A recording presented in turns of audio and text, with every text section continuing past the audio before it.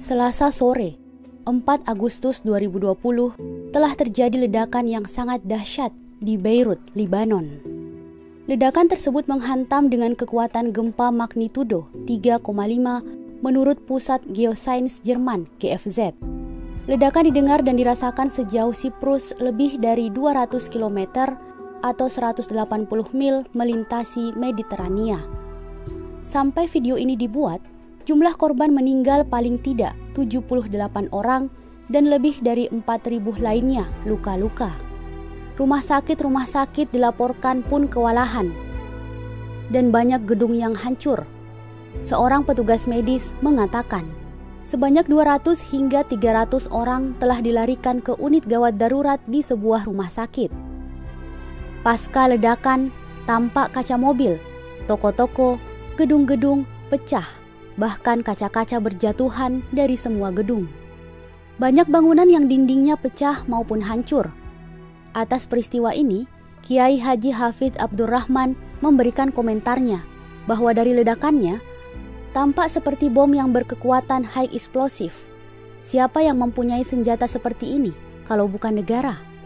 Ada yang mengatakan bahwa Israel di belakang aksi ini untuk peringatan Hizbullah di Lebanon. Sementara itu, kantor penerangan Hizbut Tahrir Lebanon menjelaskan kasus ledakan tersebut. Poinnya sebagai berikut. Pertama, ledakan ini terjadi di wilayah yang digunakan sebagai tempat penyimpanan alutsista partainya Iran, yakni Hizbullah, karena banyak senjata dan bahan kimia sehingga ledakannya begitu eksplosif. Kedua, celakanya, bahan kimia dan persenjataan ini disimpan di gudang atau bangunan yang berada di tengah pemukiman penduduk. Akibatnya, begitu terjadi ledakan, maka mengenai rumah penduduk. Korban yang meninggal tercatat 73 dan luka lebih 40 orang. Ini merupakan kelalaian pemerintah Lebanon sejak dulu. Ketiga, Lebanon tidak pernah aman, baik secara politik, keamanan maupun ekonomi. Negeri ini terus diliputi berbagai konflik. Sebagai catatan, pertama, Hizbullah adalah milisi Syiah. Pimpinan Hasan Nasrullah bermarkas di Beirut, Lebanon. Kedua, milisi ini dibentuk dan disupport Iran. Kekuatan alutsistanya mengalahkan militer Lebanon sendiri. Ketiga, Amerika Serikat di belakang Iran. Biasanya Hizbullah digunakan Amerika Serikat melalui tangan Iran.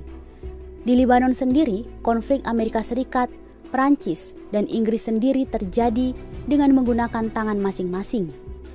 Keempat, di sisi lain, Iran dan Hizbullah juga bermusuhan dengan Israel. Inilah yang membuat konflik di kawasan ini terus memanas. Meskipun sebelum terjadi ledakan, memang terjadi berbagai konflik. Namun dengan terjadinya ledakan bak bom atom ini menunjukkan kelalaian pemerintah Lebanon.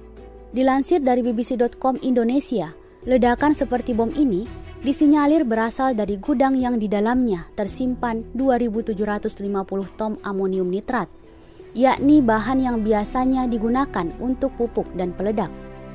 Gudang tersebut berada di tengah pemukiman penduduk dan dibiarkan selama 6 tahun tanpa adanya langkah pengamanan.